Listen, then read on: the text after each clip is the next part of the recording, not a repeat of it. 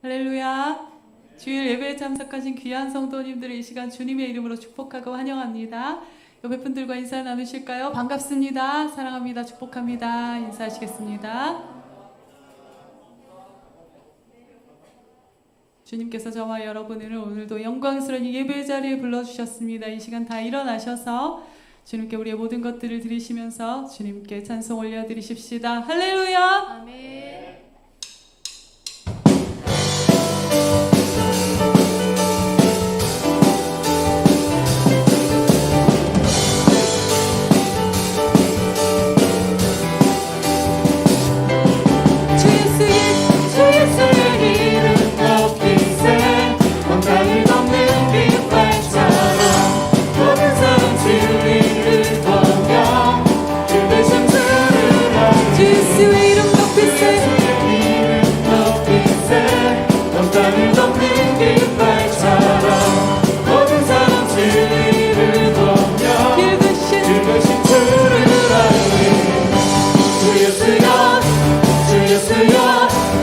힘을 받으시옵소서. 주 예수여 주 예수여 높임을 받으시옵소서.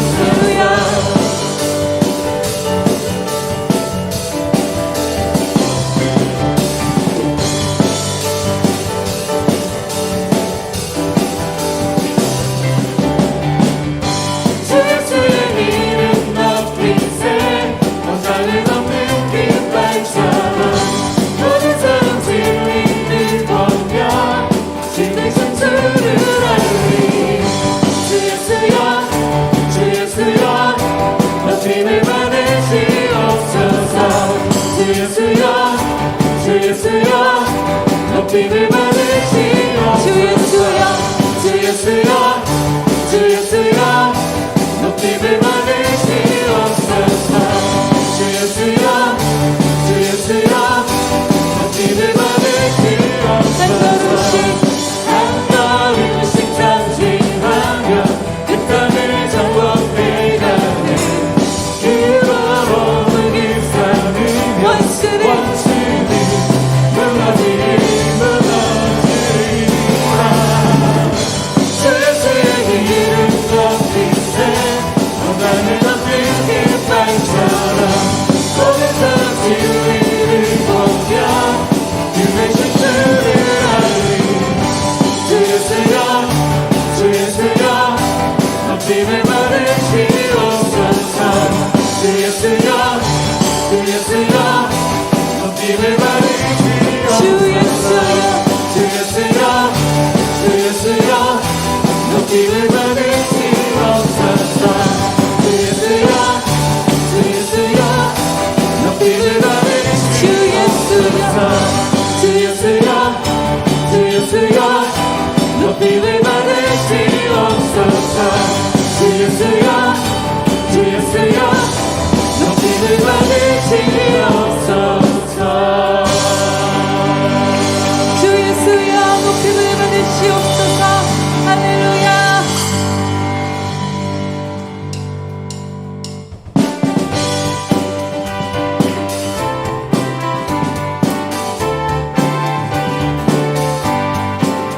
주의 주의 사자들으로 행하는 보혈의 영 주의 보혈 시험을 이기고 승리하는 참놀라운 능력이로라. 주의 사자들으로 행하는 보혈의 영 주의 보혈 시험을 이기고 승리하는 참놀라운 능력이로라. 주의 보혈 능력이 또다. 주의 피 믿음으로 주의 보혈 승화를 향해 배우된 전함이로다.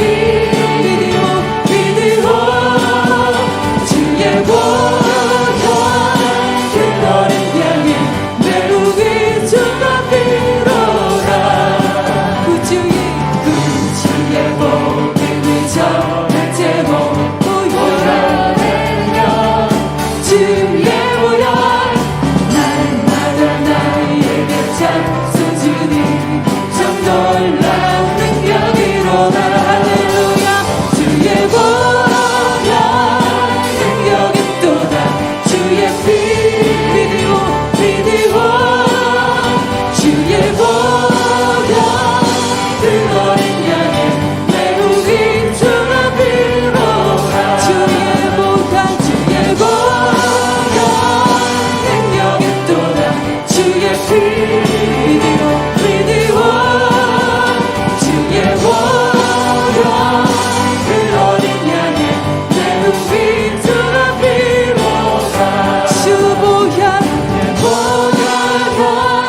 능력이 또다 주의 피 믿으오 주의 보혈 그거를 향해 내 우리 주가 빌어라 주의 보혈 능력이 또다 주의 피 믿으오 주의 보혈 그거를 향해 내 우리 주가 빌어라 내 우리 주가 빌어라 내 우리 주가 빌어라 내 우리 주가 빌어라 할렐루야 주 보혈의 능력을 찬송합니다 우리를 죄에서 자유케 하신 그 사랑 주님의 은혜를 감사한 찬송 올려드립니다 할렐루야 할렐루야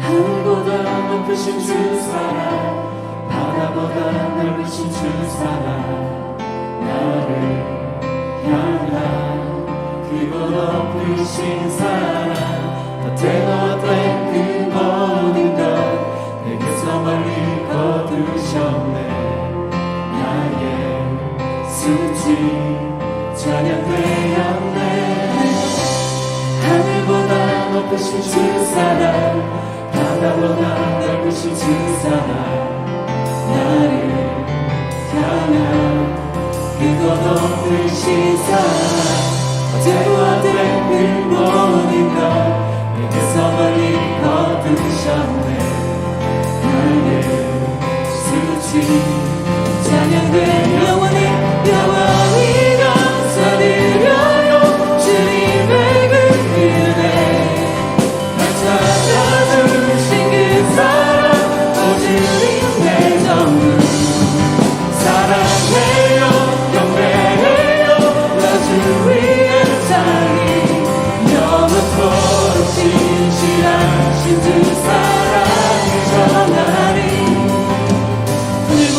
하늘보다 높으신 주 사랑 바다보다 넓으신 주 사랑 나를 향한 그곳 높으신 사랑 어때도 어때 그 모든 것 내게서 멀리 거두셨네 나의 수지 찬양되었네 영원히 감사드려요 주님의 그 은혜 날 찾아주신 그 사랑 오주님 내 전부 사랑해요 경배해요 나 주 위에 자리 영원토록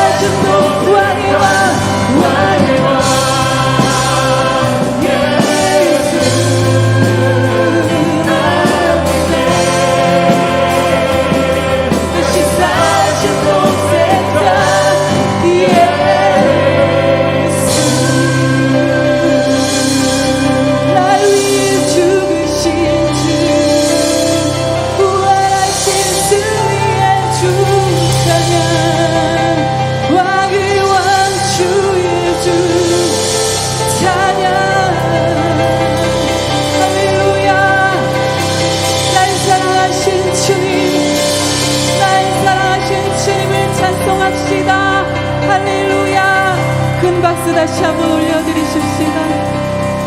날 사랑하신 주,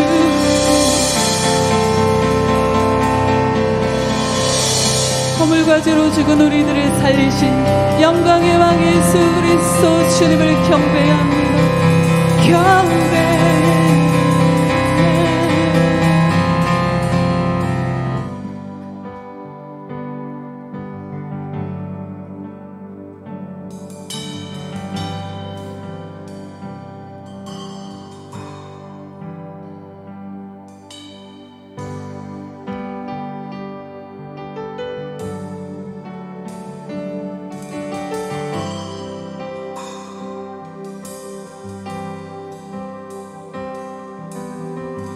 내 안에 주를 향한 이 노래 영원한 노래 있으니 날 향한 주님의 크신 사랑 영원히 찬양합니다. 내 안에 주를 향한 이 노래 영원한 노래 있으니 날 향한 주님의 크신 사랑 영원히 찬양합니다. 영원히 찬양합니다.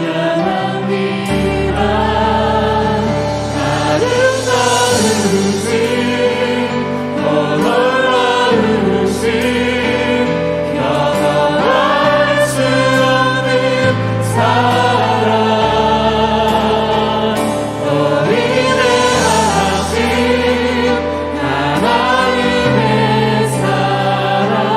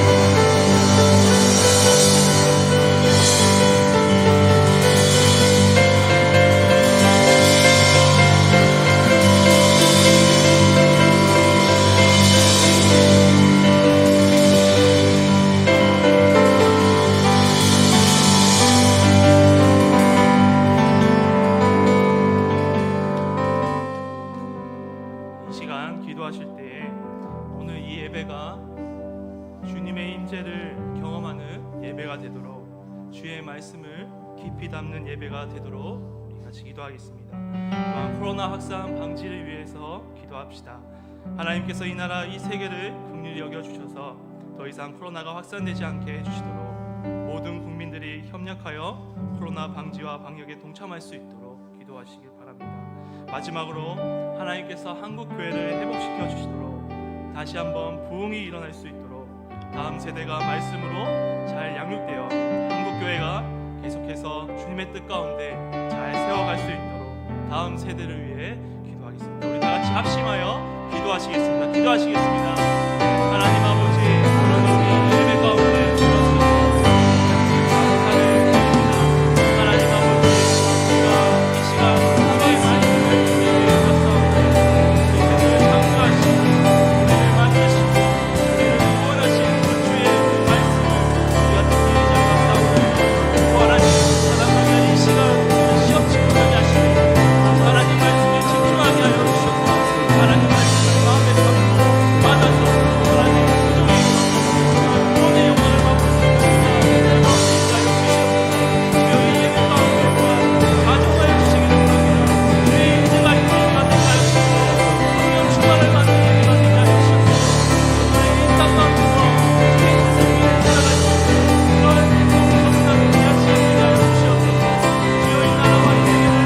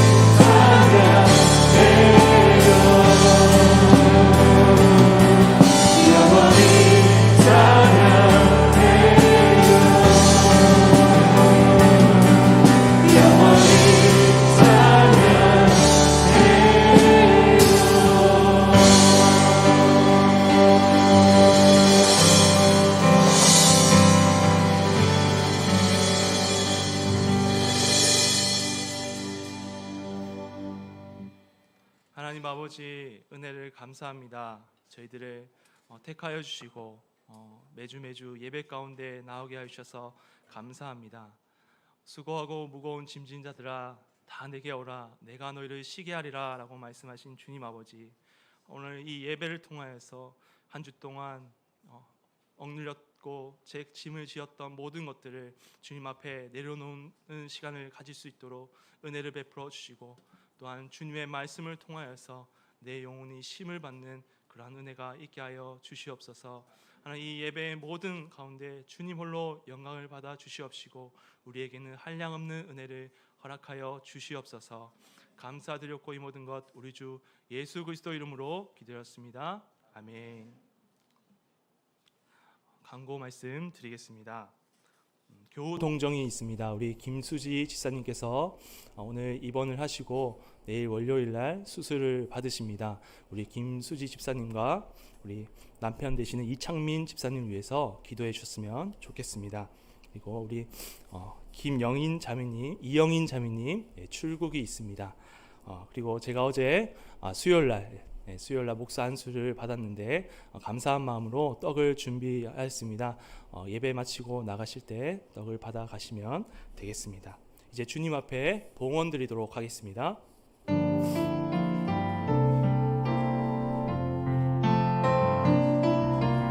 나의 생명을 드리니 주 영광 위하여 사용하옵소서. 내가 사는 날 동안에 주를 찬양하며 기쁨의 제물 드리 나를 받아주소서.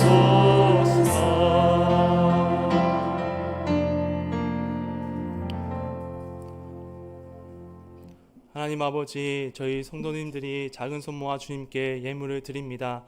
이 예물을 드림을 통하여서 우리가 가진 것이 우리의 것이 아니라 하나님의 것임을 고백합니다. 하나님, 저희들이 이 예물을 드림을 통하여서 날마다 하나님의 일용할 양식을 구하며 사는 백성들 되게 하여 주시옵소서. 그 일용할 양식을 경험함을 통하여서 주의 은혜를 더 경험하는 저희 주님의 자녀들이 되게 하여 주시옵소서. 또한 이 예물이 사용되는 모든 곳에 주님의 사랑과 복음이 전해지는 은혜 또한 있게 하여 주시옵소서. 감사드렸고 이 모든 것 우리 주 예수 그리스도 이름으로 기도했습니다. 아멘. 할렐루야. 아멘. 이 시간 하나님 말씀 받도록 하겠습니다. 이 시간 하나님이 주신 말씀은 에베소서 2장 1절에서 3절 말씀입니다.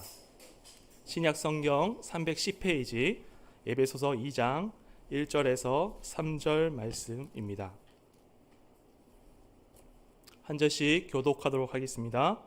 그는 허물과 죄로 죽었던 너희를 살리셨도다.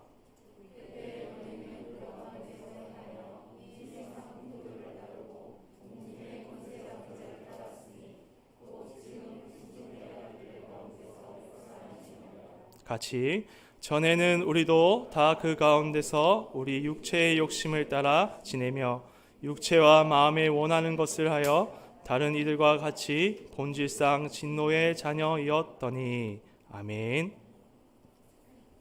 모두 자리에 앉아 주십시오. 목사님 나오셔서 말씀 증거해 주시겠습니다. 할렐루야. 우리 옆에 분들과 한번 인사 나눌까요? 사랑하고 축복합니다. 성령 충만하십시오. 김수지 집사님께서 오늘 서울에 올라가고 계시는 중일 겁니다. 그리고 오늘 입원을 해서 내일 아침 7시 30분부터 지금 예상하고 있는 시간은 10시간 정도, 마취 한 2시간 앞뒤로 해가지고 마취를 하고 마취 풀리는 시간 포함을 해서 수술이 짧게 되더라도 6시간이고 그리고 이제 9시간까지 갈 수 있는, 그래서 마취 시간까지 총 포함하면 10시간에서 12시간까지 갈 수 있는 그런 큰 수술입니다. 기도해 주시고, 이야기를 어제 신방을 해서 들어보니까 그 중간에 이창민 집사님을 부르는 일이 없어야 수술을 제대로 할 수 있게 되는 상황이라고 합니다. 부르지 않도록 하나님 긍휼을 베풀어 달라고 여러분께서 기도해 주시기를 바랍니다. 자, 이제 주신 하나님 말씀 우리가 들을 텐데요. 이 과거를 안다는 것은 현재를 이해하는 아주 중요한 열쇠가 됩니다. 우리가 역사를 알아야 하는 이유도 이 과거를 통해서 현재를 이해하고 더 나은 내일로 나아갈 수 있게 되기 때문입니다. 이것은 신앙생활에서도 마찬가지입니다. 우리의 이 영적인 과거를 알지 못한다면 우리의 현재가 얼마나 복된 것인가, 얼마나 영광스러운 것인가 제대로 이해할 수 없기 때문입니다. 그래서 하나님께서는 과거 출애굽한 이스라엘 백성들에게 여러분이 신명기를 읽어보시면 광야에서 거듭 애굽 땅 종되었던 때를 잊지 말라, 그렇게 당부하시고 또 당부를 하셨던 겁니다. 오늘부터 함께 살펴보게 될 에베소서 2장은 이 교회의 과거와 현재를 보여주고 있는 말씀입니다. 과거 예수님을 믿기 전에 교회가 어떠한 모습이었던가, 그리고 어떻게 예수님을 믿게 되었고, 이제 예수님을 믿은 지금은 어떤 지위를 가지고 있고 어떤 영광을 가진 공동체인가, 이 사실을 2장에서 보여주고 있습니다. 오늘은 그 가운데서 교회의 과거에 대해서, 우리의 과거에 대해서 주시는 말씀을 함께 살펴보려고 합니다. 자, 첫 번째로 우리의 과거에 대해서, 교회의 과거에 대해서 한번 따라하겠습니다.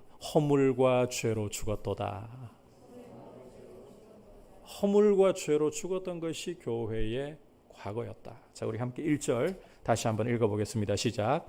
그는 허물과 죄로 죽었던 너희를 살리셨도다. 자, 사도 바울은 이 한 절의 말씀 속에 이 교회의 과거와 현재를 모두 요약하고 있습니다. 자, 그 중에서 교회의 과거를 살펴보면 교회는 과거에 예수님을 믿기 전에 허물과 죄로 죽었던 모습이었다는 것입니다. 허물과 죄로 죽었다. 우리가 흔히 기도할 때 여러분께서 이 부분을 무심코 이렇게 말씀하시는 경우가 많은 것 같아요. 허물과 죄로 죽을, 앞으로 일어날 일처럼 이렇게 무심코 말씀하시는 경우가 종종 있는 것 같아요. 하지만 정확하게 말씀을 드리자면 예수님을 믿기 전에는 우리가, 교회가 허물과 죄로 이미 죽어 있었던 과거를 가졌다는 것입니다. 자, 여기에서 이 허물과 죄로 죽었다는 것은 육신이 죽었다는 말이 아닙니다. 이것은 영적인 죽음, 하나님에 대해 죽은 것을 가리키는 것입니다. 하나님과의 관계 단절을 설명하는 표현이라는 거예요. 우리가 이 죄를 이해할 때에 도덕적인 차원에서만 이해해서는 안 됩니다. 죄는 근본적으로 이 하나님과의 관계의 차원에서 이해를 해야 제대로 이해를 할 수 있는 것입니다. 죄란 우리를 창조하시고 우리에게 생명의 근원이 되시는 하나님과의 이 관계가 파괴된 것, 관계가 깨어지고 관계가 단절된 것, 그래서 하나님께 대해 죽었다라고 하는 것이 죄다. 여러분, 이 개념을 잘 이해를 하시기를 바랍니다. 자, 죽어 있는 사람은 아무것도 볼 수 없고, 아무것도 귀로 들을 수 없고, 아무것도 감각할 수가 없고, 아무런 반응을 보일 수가 없습니다. 그처럼 우리는 허물과 죄로 죽어 있었기 때문에, 과거에 우리는 허물과 죄로 죽어 있었기 때문에, 하나님에 대해서 죽어 있었기 때문에 하나님에 대해서는 어떠한 긍정적인 반응도 보일 수가 없었다. 우리 스스로 어떠한 선한 것이나 하나님이 기뻐하시는 선택이나 결정을 할 수 없었다. 이것이 교회의 과거라는 거예요. 예수님을 믿기 전 우리의 과거라는 것입니다. 여러분, 이와 같은 우리의 과거를 제대로 이해하고 있는 것이 굉장히 중요합니다. 이 과거를 우리가 제대로 이해하지 못한다면 우리는 우리의 현재를 제대로 영광스럽게 알 수가 없기 때문이에요. 우리가 예수님을 믿고 하나님을 사랑하고 하나님을 경배하고 하나님을 섬길 수 있다는 것, 이게 여러분 보통 일이 아니라는 거예요. 그냥 되니까 된다, 아닙니다. 사도 바울은 우리가 허물과 죄로 이미 죽었었다, 하나님에 대해 죽었었다. 하나님에 대해서는 어떠한 긍정적인 반응도 보일 수 없고 우리 안에서 하나님을 향해서 선한 선택을 하거나 하나님을 사랑하거나 하나님을 위하는 어떤 결정은 단 일말의 가능성조차 찾아서는 안 된다. 그게 우리의 과거였다고 사도 바울은 지금 분명하게 말씀을 통해 보여주고 있는 거예요. 따라서 우리가 다음 시간에 좀 더 구체적으로 보겠지만 우리가 예수님을 믿고 죄 사함을 받고 이 하나님의 자녀가 되는 이 모든 것은 따라합시다. 오직 하나님의 은혜입니다. 하나님 은혜가 아니고서는 불가능하다는 거예요. 영적으로 완전히 무능력한 상태, 선한 것에 대해서 의로움에 대해서는 완전히 무능력한 상태, 이것이 바로 교회의 영적인 과거였다. 우리의 영적인 과거였다. 이 사실을 여러분 꼭 기억하시기를 바랍니다. 자, 그렇다면 이제 이 허물과 죄로 죽은 모습의 특징이 어떠한 것인가를 계속해서 좀 살펴보아야 합니다. 어떤 특징을 허물과 죄 가운데 있을 때 가지고 있었느냐. 한번 따라합시다. 세상과 마귀와 욕심의 종노릇했습니다. 자, 우리 함께 2절과 3절 한 목소리로 읽도록 하겠습니다. 시작. 그때에 너희는 그 가운데서 행하여 이 세상 풍조를 따르고 공중의 권세 잡은 자를 따랐으니 곧 지금 불순종의 아들들 가운데서 역사하는 영이라.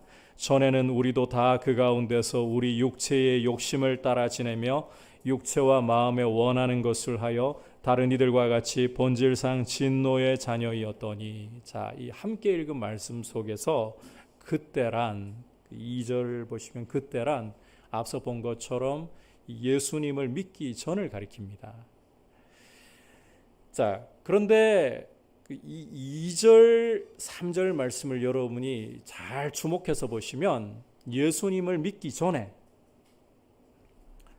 그 가운데서 허물과 죄 가운데에서 행했다. 자, 지금 제가 강조하는 단어를 잘 유의해 두셔야 됩니다. 행했다. 허물과 죄 가운데서 행했다. 이렇게 말씀을 하고 있어요. 앞서 1절에서는 우리가 과거에 예수님을 믿기 전에 허물과 죄로 어떻게 했다? 죽었다고 했잖아요. 하지만 이것은 하나님에 대해서 죽은 것이지 육신에 대해서 죽었다는 말이 아니에요. 이 부분을 잘 이해하셔야 돼요. 육신적으로는 살아있고 아주 원기왕성하게 활동하고 있었습니다. 그것을 바로 2절에서 행했다라는 표현으로 사도 바울이 설명을 하고 있는 거예요. 그래서 자, 2절 3절을 보시면 따랐다는 말을 3번이나 반복하면서 얼마나 이 육신적으로는 원기왕성하게 활발하게 활동했느냐. 이 세상 풍조를 따르면서 공중권세 잡은 저 불순종의 아들들 가운데 역사하는 영을 따르면서 그리고 우리 육체의 욕심을 따르면서 행했다. 이렇게 설명을 하는 거예요. 따랐다 할 정도로 자, 하나님에 대해서는 죽어서 선한 것에 대해서는 완전히 무능력하지만 죄에 대해서는 이 세상에 대해서는 마귀에 대해서는 살아있었던 왕성하게 살아있었던 것이 우리의 과거이다. 자, 그 중에서 먼저 이 세상 풍조를 따랐다는 부분부터 살펴보도록 하겠습니다. 여러분, 여기 이 세상 풍조라는 것은 시대마다 하나님을 반역하는, 하나님을 거스르는 흐름을 표현하는 용어라고 이해를 하시면 됩니다. 예컨대 이 첨단 과학과 기술의 발전을 통해서 질병을 정복하고 죽음을 정복해서 유토피아를 건설하겠다. 이 사실 계몽주의적인 사상인데 계몽주의는 이미 죽었어요. 하지만 아직도 인간에게 가능성을 부여하는 이런 망령이 남아서 이런 생각을 요즘 이 베스트셀러 작가들은 표현을 하고 있어요. 간통법을 폐지시켜버리고 결혼이라는 울타리 밖에서 성관계를 가져도 더 이상 죄라고 부르지 않는 흐름. 이 시대의 풍조인 거죠, 이런 것들이. 동성애라든지 트랜스젠더 같은 것은 선천적으로 타고나는 거기 때문에 어쩔 수 없다. 이걸 더 이상 죄라고 불러서는 안 된다라고 하는 이런 흐름. 그리고 교회 안에서도 심심찮게 발견할 수 있는 이 기복주의. 하나님 복 주세요. 복 달라는 것 자체는 잘못된 게 아니에요. 그런데 복 받을 그릇을 만들 생각하지 않은 채 복만 주시면 하나님 잘 섬길게요. 말은 그렇게 하죠. 사실은 복 받으면 정욕에다가 욕심에다가 복을 써버리면서 세속주의. 돈이면 뭐든 다 된다라는 물질 만능주의, 돈을 사랑하는 배금주의, 그리고 이 정치적인 이 이데올로기라든지 신념을 우상화해버리는 것, 이와 같은 것들이 바로 이 세상의 풍조라는 거예요. 과거에 우리는 이러한 것들을 종노릇을 했다는 거예요. 여러분, 한 가지 오해는 하지 마시기 바랍니다. 요즘 젊은 아이들이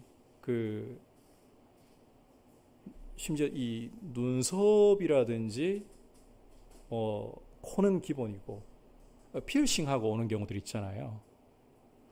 그건 유행이에요. 유행. 이해하시겠죠? 그걸 유행이라고 해야 되지 오늘 말씀에서 말하는 어떤 이 세상의 풍조라고 부르시면 안 돼요. 애들이 머리를 노랗게 하고 오든 빨갛게 하고 오든 뭐 좀 이 코를 뚫고 오든 이 배꼽을 뚫고 오든 이건 유행이니까 이걸 가지고 아이들 정죄할 필요 없어요. 이런 경우도 있을 거예요. 이 문신을 그 몸에다 새기고 왔는데 성경에서 문신하지 말라는데 그건 그 가나안의 우상 섬기던 풍습 때문에 문신하지 말라고 하신 것이고, 선교사님들 중에도 그 성경 구절 가지고 이 어깨에 우리 그 모리테니아에서 선교하셨던 앤드류 선교사님은 그 웨액이라는 아주 그 전통 있는 선교단체에 섬기시는 분인데, 그분하고 그 위에 아주 고위급에 계시는 선교사님하고 인도양을 바라보면서 두 분이 앉아있는데 이 양팔에 막 문신이 있는 분들이 그런데 그 내용이 하나님은 사랑이시라 이런 문신을 새기고, 물론 거기에다가 뭐 나는 사탄을 섬깁니다 이런 문신은 이 세상의 풍조를 따르는 것이라고 할 수 있겠죠. 이런 부분은 유행이라고 할 수 있는 거예요. 이해하시겠죠? 이 세상의 풍조라는 것은 하나님을 거스르는 시대적인 흐름을 말하는 거예요. 우리는 과거에 그런 흐름에 노예가 되어 있었어요. 뿐만 아니라 우리는 공중권세 잡은 자. 자, 사도 바울이 해설을 덧붙이고 있죠. 불순종의 아들들 가운데 역사하는 영이라고, 바로 마귀를 따르고 있었습니다. 우리가 예수님을 믿기 전에는, 예수님을 왕으로 주인으로 모시기 전에는 불쾌한 일이지만 마귀에게 종노릇을 다 했습니다. 우리가. 아니 나는 누구에게 종노릇 해본 일이 없는데 무슨 종노릇이라니요. 굉장히 듣고 보니까 좀 불쾌하네요. 자, 그런데 여러분 요한복음 8장을 읽어보시면 예수님이 유대인들에게 진리를 알지니 진리가 너희를 자유케 하리라. 그럴 때 자, 유대인들이 진리를 붙잡으면 진리가 우리에게 참 자유를 주는군요. 환영했을까요? 쌍수를 들고 이제 예수님 말씀을 믿고 순종하겠습니다. 환영했을까요? 아니었습니다. 그들은 발끈하면서 우리가 누구에게도 종된 적이 없거늘 우리에게 자유라니, 굉장히 불쾌하게 여겼어요. 이런 유대인들에게 주님은 너희 아버지는, 유대인들은 아브라함을 아버지라고 생각했거든요. 너희 아버지는 아브라함이라고 착각하는데 그 착각을 제발 좀 깨뜨려라. 너희 아비는 마귀라. 처음부터 살인한 자여 거짓말쟁이 거짓의 아비인 마귀라. 예수님의 말씀에서 보듯이 예수님을 믿고 있지 않으면 굉장히 불쾌한 일일지 몰라도 저 마귀에게 종노릇하고 마귀에게 이끌려 다니던 것이 바로 우리 인생이고 그것이 우리의 과거였다는 것입니다. 참고로 이 마귀를 가리켜서 공중권세 잡은 자라고 부르는 것을 여러분께서 좀 주목해 보실 필요가 있어요. 마귀는 죄를 빌미로 해가지고 이 공중이라는 영역을 자기의 지배 영역으로 삼고 있는 거예요. 자, 공중 그러니까 우리가 하늘을 올려다보면서 허공을 올려다보면서 야, 여기가 마귀가 지배하는 영역이구나 이렇게 물리적으로 생각할 수 있는데 그런 뜻이 아니라 이것은 물리적인 개념이 아니라 마귀가 지배하는 영역이라면 어디든 공중이라고 땅의 영역이라고 성경은 말씀하는 겁니다. 물론 성경 안에 공중이라고 쓰였다고 다 마귀의 지배 영역이라는 뜻으로 쓰인 건 아니에요. 주로 이 바울 서신이라든지 요한의 서신에서 공중이라고 할 때는 마귀의 지배 영역으로 이해를 하시면 돼요. 이 공중 권세 잡은 자 마귀, 이 마귀에게 속박되어 있던 마귀의 사슬에 매여서 마귀가 끄는 대로 살아가던 것이 과거 우리의 모습이었다.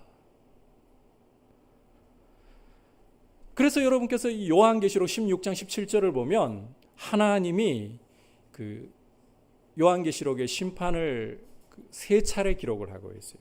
시리즈로 세 차례 기록을 하고 있어요. 마지막 심판 시리즈인 대접 심판을 하시는 것을 읽어보면 이 7번째 대접을 공중에다가 7번째 천사가 쏟아부어 버리는 것을 보실 수가 있습니다. 왜? 거기가 무엇이기 때문에? 마귀의 보좌가 있는 곳, 마귀가 통치하는 곳이기 때문에 마귀에게 직격탄을 날려버리는 심판을 최종적으로 하신다는 거죠. 그리고 이 공중이라는 의미를 여러분들이 좀 더 잘 이해할 수 있도록 고대 히브리인들이 가지고 있었던 하늘에 대한 개념을 좀 설명해 드리는 것이 도움이 될 것 같아요. 고대 히브리인들은 이 하늘을 우리가 생각하는 개념과 달리 이 셋으로 구분을 했습니다. 그래서 히브리어로 여러분이 성경을 읽거나 조금만 히브리어로 읽으시 어렵죠. 영어로 조금만 용기를 내어가지고 읽어보시면 하늘들이라고 번역하는 것을 heavens라고 번역해 놓은 것을 읽으실 수가 있어요. 이게 고대 히브리인들의 이 하늘에 대한 개념 때문에 그래요. 자, 첫 번째로는 이 구름 아래 우리가 숨을 쉬고 새들이 날아다니는 우리가 대기권이라고 부르는 이 하늘이 있어요. 이 첫째 하늘이라고 보시면 돼요.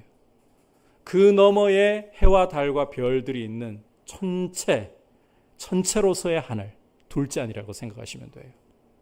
그리고 그 너머에 하나님과 천사들이 있는 성경에서 셋째 하늘이라는 용어를 쓰고 있죠. 이게 고대 히브리인들이 가지고 있던 하늘에 대한 개념이에요. 그런데 고대 히브리인들은 이 세 하늘 가운데에서 구름 아래 우리가 숨을 쉬고 새들이 날아다니는 대기권이라고 부르는 이 영역을 공중으로 마귀가 지배하는 영역으로 이해를 했다는 거예요. 그래서 사도 바울은 이 마귀를 가리켜서 공중 권세 잡은 자라고 그 시대의 이해를 따라 설명을 하는 겁니다. 하지만 이게 물리적이지 않다는 것을 사도 바울이 설명하기 위해서 그 다음에 뭐라고 해설을 했나요? 불순종의 아들들 가운데 예수를 믿지 않는 사람들 가운데 역사하는 영이다, 이렇게 설명을 하는 겁니다. 그래서 우리가 이제 하늘을 올려다보면서 이 대기권 안은 마귀가 지배하는 것 이렇게 생각하실 필요가 없고 하나님 거예요.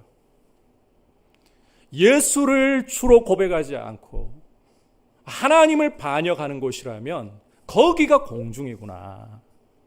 거기가 바로 땅의 영역이구나. 이렇게 이해를 하시라는 거예요. 이게 공중의 의미라는 거 이해하셨죠? 우리가 바로 그런 공중 권세 잡은 불순종의 아들들 가운데 역사하는 저 마귀를, 여러분 우리가 마귀의 속박에 매여 있다고 해서 과거에 수동적으로 끌려갔다고만 생각하지 마십시오. 적극적으로 따라다니는, 적극적으로 마귀에게 장단을 맞추는 그런 과거를 가지고 있었다. 그게 우리의 과거이다. 마지막으로 우리는 예수님을 믿기 전에 육체의 욕심을 따라 지냈습니다. 육체의 욕심을 따라서. 이걸 좀 달리 표현하자면 진짜 문제는 한번 따라합시다. 내 안에 있었다는 거예요. 여러분, 앞서 말씀드린 이 세상의 악한 풍조, 그리고 저 공중 권세 잡은 불순종의 아들들 가운데 역사하고 있는 마귀 문제예요. 그런데 그들도 문제지만 진짜 문제의 뿌리는 바로 내 안에 나의 자아였다는 거예요. 하나님을 반역하는 자. 아담의 피를 물려받아서 모태에서부터 하나님이 없다.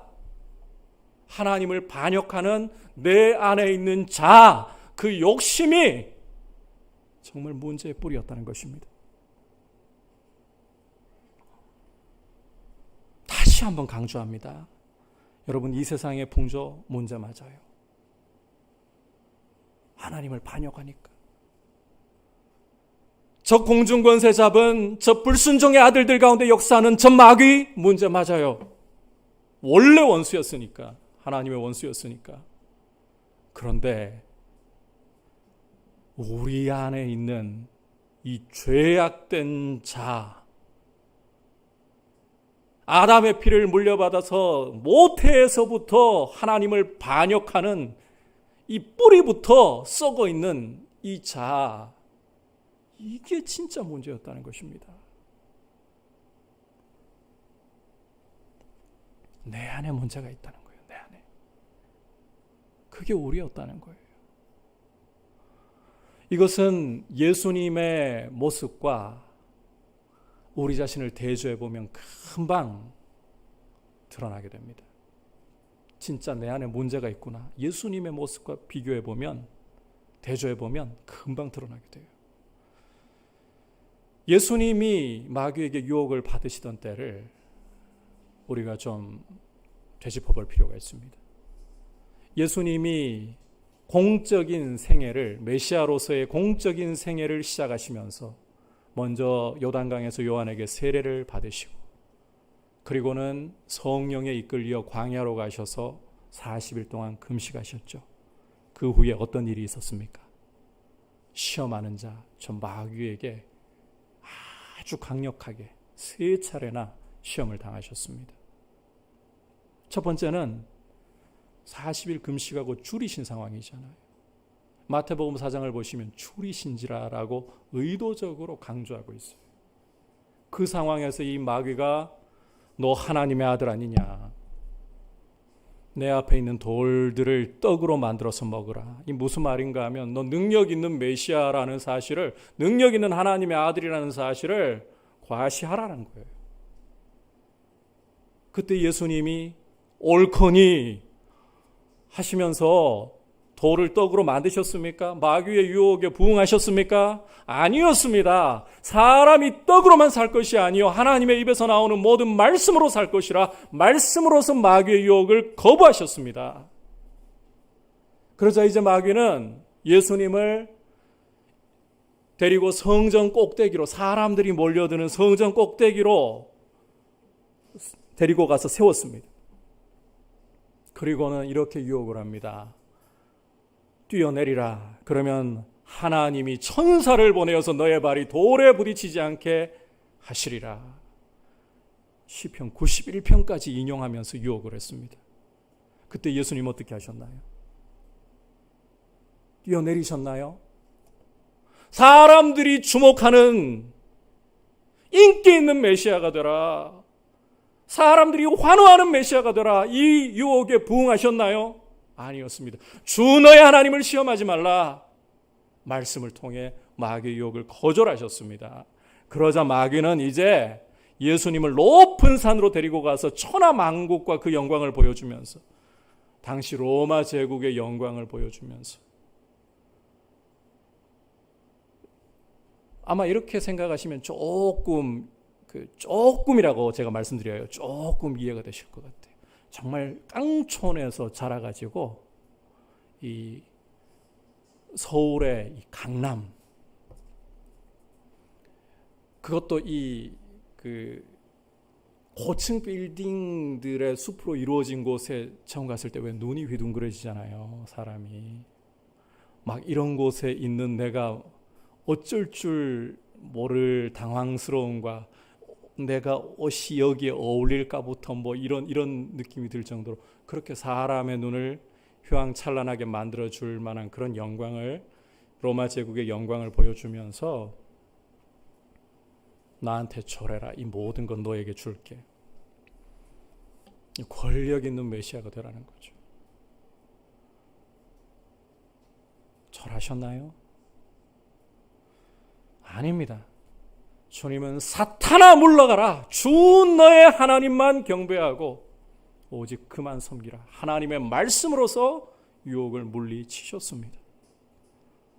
여러분, 이 예수님의 모습을 통해 어떤 사실을 알 수 있습니까? 만약에 예수님의 자아가 죄로 우리처럼 부패해 있었더라면, 썩어 있었더라면 과연 이런 유혹을 거절하셨을까요? 아니죠. 여러분, 예수님도 우리와 똑같은, 정말 똑같은 100% 사람이 되셨어요. 100% 하나님이시면서도 100% 사람이 되셨어요. 그럼에도 불구하고 우리와 다른 점이 죄가 없으시니라. 죄가 없는 자아를 가지고 계셨어요. 그러니까 외부에서 이런 강력한 마귀의 세상의 유혹이 와도 거부하실 수 있으셨던 거예요. 문제는 밖에 근본적으로 있는 게 아니라 내 안에 있다는 거예요. 이걸 절정으로 보여주는 장면이 바로 십자가입니다. 십자가에 못 박히신 예수님은 대제사장들과 지나가는 행인들과 심지어 좌우편에 달려있는 강도들에게까지 모욕과 조롱을 당하셨습니다. 너 하나님의 아들이라고 했지. 네가 만약에 하나님의 아들이라면 지금 당장 십자가에서 내려와서 너를 구원해보라. 그러면 우리가 너를 믿을게. 여러분, 이게 그냥 사람들이 하는 말 같지만 그 광야에서 40일 금식 후에 시험 받으셨을 때 마귀가 네가 만약 하나님의 아들이라면, 이 마귀가 사람들을 통해서 굉장히 강력하게 이제 절정으로 시험을 하고 있는 상황이에요. 그런 강력한 마귀의 조롱, 모욕 속에서 예수님 어떻게 하셨습니까? 누가복음 23장을 여러분께서 읽어보시면 예수님이 십자가에서 혹시 내려와 버리셨습니까? 그래, 좋다. 니들이 이딴 식으로 나를 대우해? 나를 이렇게 대접해? 그냥 십자가에서 내려오셨습니까? 아니에요. 누가복음 23장 34절에서는 아버지, 저들의 죄를 용서하여 주십시오. 저들이 무엇을 하는지 알지 못하고 저럽니다. 오히려 죄인들을 위해서 기도하셨습니다. 이게 뭘 보여주는 건가요? 외부의 유혹과 자극이, 마귀와 세상이 진짜 문제라는 건가요? 아니라는 거예요. 자아가 문제라는 거예요. 그렇기 때문에 겟세마네의 기도에서 주님이 공생애 중에 가장 치열한 싸움을 싸우셨던 것이 겟세마네에서의 자아와의 싸움이셨어요. 십자가를 지고 싶지 않은, 하나님과의 단절을 경험해야 되니까. 진짜 문제는 내 안에 있다는 거예요. 우리가 죄를 지었을 때에는 마귀가 유혹했어요. 세상이 이러니까요. 물론 마귀 세상 탓도 있어요. 그러나 탓하지 말아야 된다는 거예요. 내가 죄인이기 때문에 내 안이 썩어 있고 부패해 있기 때문에 그래서 그 유혹에 손을 잡는다라고 고백을 해야 된다는 거죠. 그게 과거 우리의 모습이었어요. 다시 한 번만 좀 정리를 해볼까요? 과거 예수님을 믿기 전에 우리는 하나님을 반역하는 이 시대의 흐름을 따라가고 적극적으로 따라가고 저 공중의 권세를 잡고 있는 불순종의 아들들 가운데서 지배하고 역사하고 있는 마귀를 적극적으로 따라가고 그 가장 문제의 뿌리가 내 안에 있어. 내 육체의 욕심을 적극적으로 따라가던 그런 모습이었다. 그게 우리의 원래 모습이었다는 거예요. 한마디로 하나님에 대해서 적극적으로 반역하는 반역자, 죄인. 여러분, 허물과 죄로 죽어 있었다는 것은 선한 것에 대해서 하나님에 대해서 완전히 죽어버려서 아무런 반응도 아무런 긍정적인 선택도 할 수 없다는 것이지. 그러나 사도 바울을 따라서 이 허물과 죄로 죽은 모습을 실체를 뒤집어서 보면 적극적인 반역, 따랐으니 적극적으로 하나님을 반역하는 죄인, 원수, 이것이 우리의 과거였다는 거예요. 따라서 3절 끝부분을 여러분이 읽어보시면 바울은 그런 상태에 있었던 우리를 가리켜서 따라합시다. 본질상 진노의 자녀이었더니, 본질상 진노의 자녀라는 거예요. 뿌리부터가, 태생부터가 저주와 진노의 소생이었다는 것입니다. 본질상 진노의 자식. 여러분, 우리는 성경을 읽으면서 하나님이 사랑이시라는 말씀을 참 좋아합니다.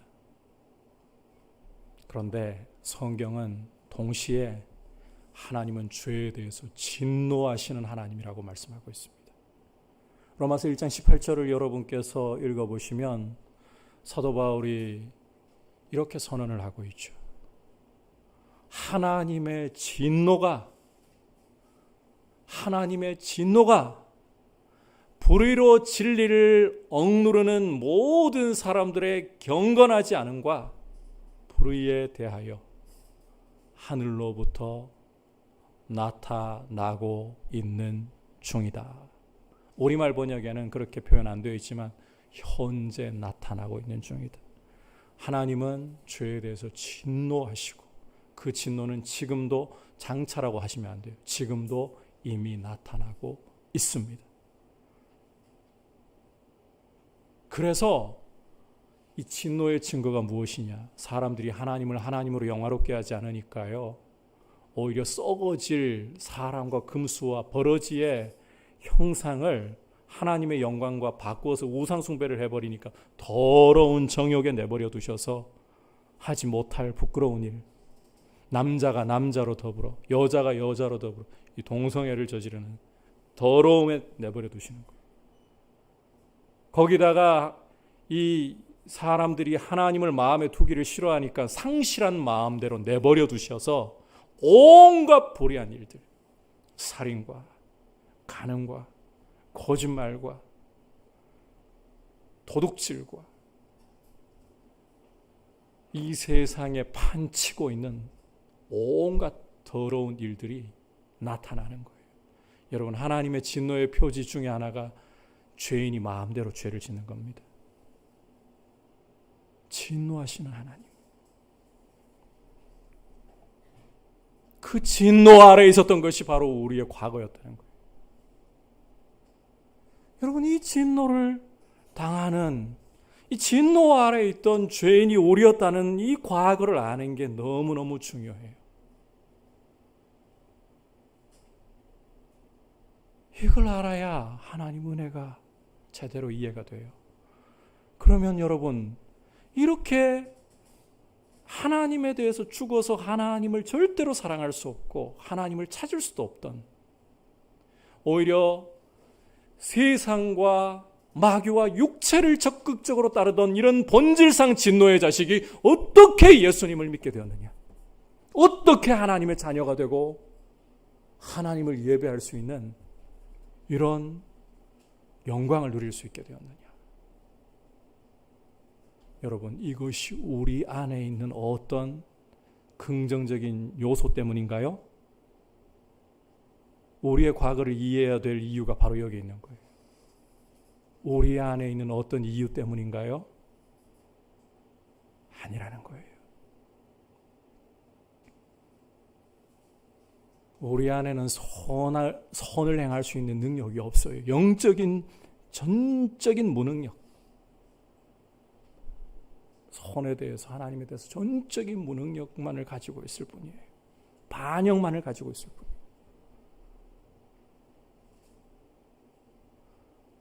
이 은혜를 설명할 수 있는 길은 하나밖에 없어요. 하나님이십니다. 하나님이 우리를 사랑하셨어. 여러분, 이 사랑은 설명할 수가 없어요. 우리의 작은 머리로 이해할 수가 없어요. 다만 하나님이 우리를 사랑하셔서 우리를 에베소서 1장에서 뭐라고 했습니까? 자녀들로 예정하시고 창세전에 선택해 주셨기 때문에, 그리고 우리 죄인들을 위해 독생자를 아끼지 않고 내어주셔서 우리의 모든 죄와 허물을 그에게 짊어지우시고 우리가 받아야 할 저주, 우리가 받아야 할 진노를 그 아들에게 쏟아 부으셨기 때문입니다. 오직 하나님의 은혜로 예수 그리스도의 십자가의 보혈로 구원의 길이 열린 줄 믿습니다. 그런데 여러분, 한 가지만 여기에서 더 여쭤볼게요. 이 구원의 길이 열렸다고 그 구원이 다 내 것인가요? 아니잖아요. 회개하고 예수를 믿어야 되잖아요. 아닙니까? 회개하고 예수님을 믿어야 될 거 아니에요. 그래야 구원받는다고 성경이 말씀하잖아요. 여러분, 이 부분에서 조금 더 흔들리시면 안 돼요. 회개하고 예수님을 믿어야 된다. 누가 대신 못 해줘요. 내가. 그런데 내 안에 그런 능력이 어딨냐는 말이에요. 오늘 사도 바울의 진단을 보면 우리는 죽어있던 사람들입니다. 죽으리면 다행인데 숨이 꼴딱꼴딱 넘어가더라도 선택할 수 있는 능력은 남아있는데 이미 죽어있어요. 하나님에 대해 죽어있어요. 선에 대해 죽어있어요. 할 수 있는 건 반역밖에 없어요. 그런데 어떻게 내가 믿느냐는 겁니다. 여기에 참 놀라운 은혜의 신비가 있습니다. 우리도 알지 못하는 사이. 그래서 제가 예정을 강조하는 거예요. 선택을 강조하는 거예요. 에베소서에서는 특히 이 부분을 잘 보여주고 있는 거예요. 우리도 모르는 사이에 성령이 오셔서 우리의 죽어있던 의지를 살려놓으시는 겁니다. 이걸 가리켜서 성경은 중생 거듭남이라고 불러요. 요한복음 3장을 보시면 성령으로 난 사람은 바람이 임의로 불매 어디서 불어서 어디로 가는지 알지 못하는 것 같이 성령으로 난 사람도 이와 같으니라. 우리도 모르는 사이에 우리를 사랑하시고 우리를 선택하신 하나님이 성령으로 우리 의지를 살려놓으신 거예요. 그래서 복음의 말씀이 우리에게 들릴 때에 우리가 이 복음을 믿는, 우리가 믿는 이 선택이 일어날 수 있게 되는 것입니다. 이걸 언제 이렇게 따지시면 안 돼요. 우리도 모르는 사이에. 그 은혜로 우리가 그 중생케 하심을 통해서 의지가 살아났기 때문에 우리가 이 외적으로 복음이라는 하나님의 말씀이라는 부르심이 올 때에 믿음으로 선택을 하고 죄를 회개할 수가 있는 힘이 생기는 거예요. 따라서 내 안에서 구원이 이루어질 수 있는 능력이 조금이라도 있는 것이 아니라, 다시 한번 따라합시다. 오직 하나님의 은혜로. 따라서 여러분, 내가 하라고 하지 말고, 다음 시간에 우리가 이 부분 좀 더 구체적으로 보겠습니다만, 내가 아니라 오직 하나님의 은혜로 생명을 얻고 이 영광의 구원을 얻었다. 그래서 이 은혜를 높일 수 있기를 축복합니다. 이래서 우리 과거를 알아야 돼요. 그리고 이제 마지막으로 한번 따라합시다. 이제는 관계가 변했습니다. 어떤 관계가 변했느냐? 예전에는 우리가 예수를 믿기 전에는 이 세상 풍조, 저 공중권세 잡고 불순종의 아들들 가운데 역사하는 마귀, 내 안에 있는 이 자아의 욕심의 종이었습니다. 그게 우리의 신분이었습니다. 그러나 이제 예수 그리스도의 보혈의 공로로 말미암아서, 하나님의 은혜로 말미암아서 예수를 믿음으로 이제는 종되었던 것에서 자유를 얻었어요. 이제는 이 세상의 풍조와 저 원수 마귀와 우리 육체의 욕심의 종이 아니라는 거예요. 이제는 자유를 얻었어요. 이제는 이 세 가지 원수들, 이제 신앙생활하면서 우리에게 싸워야 할 원수들은 이 세 가지예요. 이 적들과 싸워야 할, 목숨을 걸고 싸워야 할 관계에 새롭게 들어가게 된 거예요.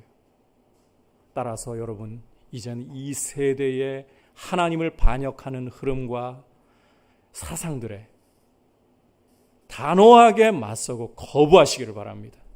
어떻게 이러한 사상들을 분별하실 거냐고요? 성경으로 분별하셔야 돼요. 목회자의 유명세에도 속지 말고, 목회자의 말빨에도 속지 말고, 사람들이 옳다고 하는 것에도 속지 말고, 하나님의 말씀이 뭐라고 하느냐, 하나님의 말씀을 거스른다면 그것은 아무리 좋아 보이는 사상이라도, 아무리 좋아 보이는 흐름이라도 악한 이 세상의 풍조입니다. 거부하셔야 돼요. 이제는 원수 마귀와 저 우는 사자같이 여러분의 영혼을 어떻게든 넘어뜨려 보려고, 삼키려고 하는 저 마귀와 목숨 걸고 싸우십시오. 여러분, 우리는 마귀보다 약합니다. 그러나 우리 안에 있는 예수 그리스도의 이름과 하나님의 말씀 앞에서 마귀는 물러가야 됩니다. 빛이 있는 곳에 어둠은 공존할 수 없습니다. 말씀으로, 예수 그리스도의 이름으로 마귀를 대적할 때 마귀는 물러갈 것입니다. 하나님께 순복하십시오. 그리고 마지막으로 기도로 자아를 꺾으십시오. 예수님이 겟세마네에서 보여주신 것처럼 자아의 싸움은 기도로 꺾어야 돼요.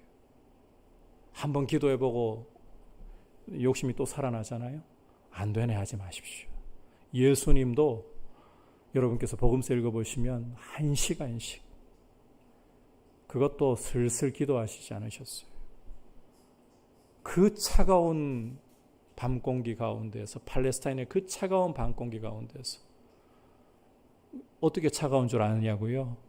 예수님 대제사장직에 끌려가셔가지고 재판받으실 때 그 뜰에서 사람들이 뭐하고 있었나요? 불 피워놓고 둘러서 쬐고 있었잖아요. 몸 녹이고 있었잖아요. 그 차가운 밤 공기 가운데서도 이 땀이 마치 핏방울 뚝뚝 떨어지는 것처럼 떨어질 정도로 간절히 자기를 부인하며 기도하셨어요. 3번이나. 한 번 안 된다고 포기하지 말고 꺾일 때까지 기도하는 거예요. 그래서 우리는 매일 기도하면서, 회개하면서 우리 자아를 꺾는 씨름을 해야 되는 거예요. 여러분, 사람과 싸우려 하지 말고 싸워야 할 대상과 이 세상에 반역하는 흐름과 저 원수 마귀와 뇌 안에 자아의 욕심과 싸우십시오. 에베소서 6장에서 보겠습니다만 은혜 안에서 여러분의 영혼이 강건하고 전신갑주를 입음으로써 기도로써 마귀와의 이 싸움에 영적인 전쟁에 임하십시오. 그리고 이 사실 좀 기억하실 필요가 있습니다. 요즘 그 대한민국의 신드롬을 가져오는 프로그램이 하나 있죠. 가짜 사나이. 극한으로 사람을 몰아붙이면서 훈련시키잖아요. 이게 참 요즘 시즌에 설교할 때 딱 좋네요. 군복 입혀놓으면 군인이 되나요? 총 손에 들려놓는다고 군인이 되나요? 처음 입소한 훈련병들 머리 깎고 군복 환복하고 군화 신고 총 들고 있다고 군인 태 안 납니다. 언제? 훈련소에서 정말 몰아붙이면서 빡세게 구르고 몸에 이 훈련을 통해 가지고 습관이 만들어지면서 자대 배치받아서 충분히 근무를 하다 보면 자기도 모르게 군인 모습이 나오는 거예요. 영적인 군사도 마찬가지입니다. 우리가 예수님의 보혈로 죄에서 해방되어서 이제는 그리스도의 군사로, 십자가의 군사로 서 있습니다. 그런데 이 신분은 군인이 맞는데 군인다운 태는 그냥 나오지 않아요. 전신갑주를 이루는 요소들을 보면 말씀이에요. 말씀. 그 전신갑주를 운용하는 것은 기도예요. 말씀과 기도로 여러분이 훈련하셔야 되는 거예요. 그래야 영적으로 강건해지고 영적으로 마귀의 공격을 예리하게 분별하면서 불화살이 어디로, 여러분 불화살이 그 마귀의 최고의 무기가 에베소서 6장 10절 이하를 보시면 불화살이라고 하잖아요. 최고의 공격 영역이 마음입니다. 우리 마음을 무너뜨리는 마귀의 공격을 이렇게 전신갑주로서 믿음의 방패로서 막아내려면 훈련을 해야 되는 거예요. 안 그러면 하나님 은혜로 보호받아서 그렇지 군데군데 화살 박힌 채로 막 비틀거리면서 서 있어요. 마음의 불안과 의심과 염려 이걸로 살아가는 거죠. 그렇게 말씀과 기도로 우리 자신을 무장하고 훈련을 통해서 영적으로 강건하게 서서 이제는 원수로 돌려 세운 저 이 세상 풍조와 마귀와 내 안의 자아의 욕심을 단호히 적으로 여기면서 싸울 수 있는 주님께 우리의 사랑과 경배와 영광을 드릴 수 있는 십자가의 군사들로 서 계시기를 축복합니다. 주님이 그 피로 값을 주고 사신 영광스러운 교회, 그 영광을 알기 위해서는 교회의 과거를 알아야 된다. 오늘 우리가 이 예수 믿기 전 우리의 과거, 교회의 과거가 어떠한지를 보았습니다. 첫 번째로는 교회는 허물과 죄로 죽었던, 스스로는 아무런 선한 선택을, 하나님을 찾는 선택을 할 수 없는 모습이었다. 그리고 그 실체를 열어보면 죽어 있었다는 것은 하나님께 죽어 있었다는 것이지 적극적으로 하나님을 반역하면서 이 세상의 풍조와 저 마귀와 육체의 욕심을 따라 본질상 진노의 자식, 반역한 죄인의 모습이었다. 따라서 우리가 구원 얻은 게 뭐라고요? 은혜라는 거예요. 믿는 것도 성령님이 우리 안에 의지를 살려주시는 이 중생의 은혜를 주시니까 믿음이 이게 시간적인 것보다는 논리적으로 이해하신 게 더 나아요. 믿게 된 거예요. 그리고 이제 이런 은혜를 입었다면 이제는 저 원수들과 사람과 싸우지 말고 원수들과 전신갑주를 취해서 영적인 훈련을 통해 강건함으로 힘써 싸우면서 승리의 영광을 주님께 드릴 수 있기를 축복합니다. 이제 말씀을 생각하면서 함께 찬송가 304장 올려드리도록 하겠습니다.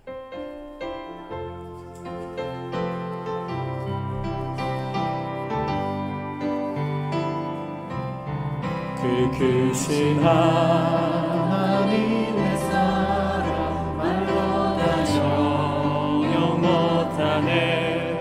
저 높고 높은 별을 넘어 이 낮고 낮은 땅 위에 최고만 영원 구하여 그의 아들 보내사 죄물 삼으시고 죄 용서하셨네. 하나님 크신 사랑을 증량다 못하네. 영원히 변치 않는 사랑 성도여 찬양하세. 시절 지나가고 땅 위에 영화 생할 때 주 믿지 않던 영혼들은 큰 소리 외쳐 불어도 주 믿는 성도들에게 큰 사랑 베푸사 우리의 죄 사했으니 그네 잊은다. 하나님 크신 사랑을 증량다 못하네. 영원히 변치 않는 사랑 성도여 찬양하세.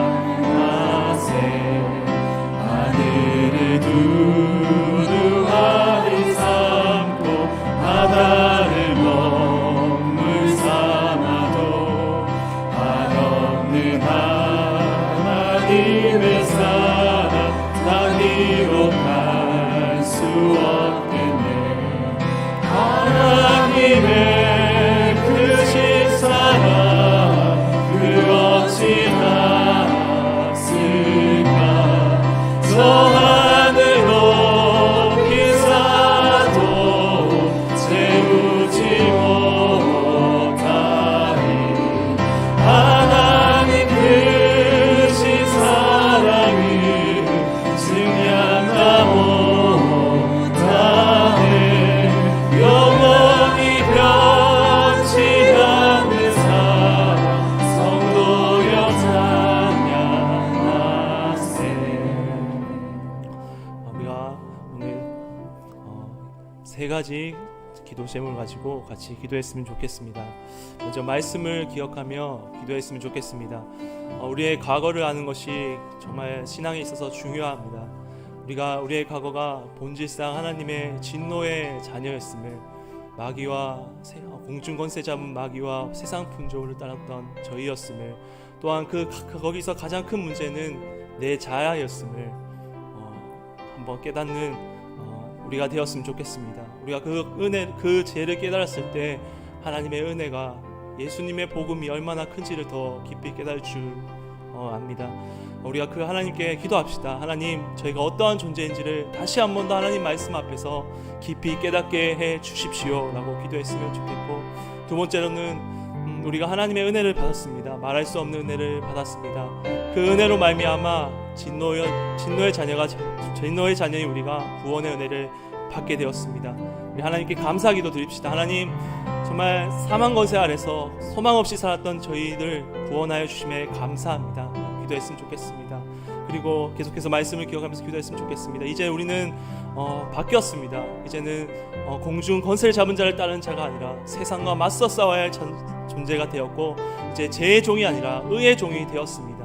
하나님 말씀의 검을 우리에게 허락하여 주셔서 말씀이 우리의 가운데 흡수되게 하여 주셔서 말씀으로 마귀를 이기고 세상을 이기고 하나님께 영광 돌릴 수 있는 저희가 되게 해주십시오라고 기도했으면 좋겠습니다. 그리고 크게 두 번째로는 다음 세대를 위해서 기도해 주셨으면 좋겠습니다. 참 세상이 많이 혼란스럽고 참 이 한국교회 미래가 어떻게 될지 참 많이 걱정스럽고 염려가 되는데 우리 민들레 교회 청년들과 우리 청소년부 친구들과 어린아이들 말씀으로 잘 양육되어서 그 말씀의 검을 들고 이 세상 능히 이길 수 있는 주의 자녀로 자라날 수 있도록 다음 세대를 주님 예비하여 주십시오라고 기도했으면 좋겠습니다. 그리고 마지막으로 내일 수술을 받으시는 우리 김수지 집사님을 위해서 기도했으면 좋겠습니다. 건강하게 수술이 잘 되게 해주시고 그 수술을 하시는 의사의 그 손을 주님께서 붙잡아 주시도록, 그리고 수술 동안 우리 기다리셔야 되는 우리 남편 되시는 우리 이창민 집사님의 마음을 강건하게 오직 주님을 신뢰함으로 기다릴 수 있도록 우리 크게 세 가지 기도 제목을 가지고 합심하여 기도하도록 하겠습니다. 기도하겠습니다. 주님 아버지 은혜를 감사합니다. 주님 참으로 우리는 정말 소망 가운데 소망이 없고 정말 절망 가운데 죄 가운데서 죽을 수밖에 없는 존재였으며 이 세상의 공주 잡은 권세를 잡은 마귀와 세상의 풍조를 따랐던 그러한 주님을 거역했던 반역했던 주님 죄인이옵니다. 오 하나님, 우리를 긍휼히 여겨시고 만세전에 우리를 택하여 주셔서 하나님의 은혜를 우리에게 주시고 예수 그리스도의 십자가의 복음을 만나게 하시고 깨닫게 하시니 감사합니다. 하나님, 이제 우리가 그 복음을 붙들고 이 세상 가운데 이제는 세상과 친하게 지내는 것이 아니라 복음의 능력에 붙들려서 말씀의 능력에 붙들려서 세상과 싸우며 이제는 죄의 종에서 의의 종으로 주님 나아가서 하나님께 영광 돌릴 수 있는 저희들이 되기를 간절히 소망합나이다. 주여 말씀을 깨닫게 하여 주시옵소서. 주의 귀하신 말씀이 우리의 심령 가운데 하나님 깊이 임재하게 하시고 주의 전신갑주를 입을게 하여 주셔서 이제는 세상 가운데 하나님 실패자가 아니라 하나님 예수 그리스도의 이름으로 승리할 수 있는 주의 자녀 될 수 있게 도와주시옵소서. 하나님 아버지, 다음 세대를 위해서 기도합니다. 오 하나님, 말씀으로 우리 친구들을 양육하여 주시기를 원합나이다. 하나님, 다음 이 세대는 가고 또 다음 세대가 올 것인데 하나님 한국교회를 주님 생각하여 주셔서 이 다음 세대를 예비하여 주시길 원합니다. 그래서 주의 뜻을 능히 해갈 수 있는 믿음의 주역들이 이 민들레 교회에서 나올 수 있도록 하나님 은혜를 베풀어 주시옵소서. 하나님, 우리 김수희 집사님을 기억하여 주시기 원합니다. 수술 가운데 하나님 아버지 마음을 굳게 하여 주시옵시고 오직 주님을 신뢰함으로 수술 가운데 참여하게 하여 주시옵시고 수술을 집도하는 우리 의사의 손길을 주님 주장하여 주시옵소서. 또 하나님, 우리 수술 동안 이 집사님을 기다리셔야 하는 우리 이창민 집사님을 기억하여 주셔서 마음 불안하지 않게 하여 주시옵시고 오직 주를 신뢰함으로 그 시간을 잘 보낼 수 있도록 담대함으로 그 시간을 기다릴 수 있도록 하나님 은혜 베풀어 주시옵소서. 하늘을 두루마리 삼고 바다를 몸을 삼아도 한없는 하나님의 사랑 가기로 갈 수 없겠네. 하나님의 크신 사랑 그 어찌 닿았을까.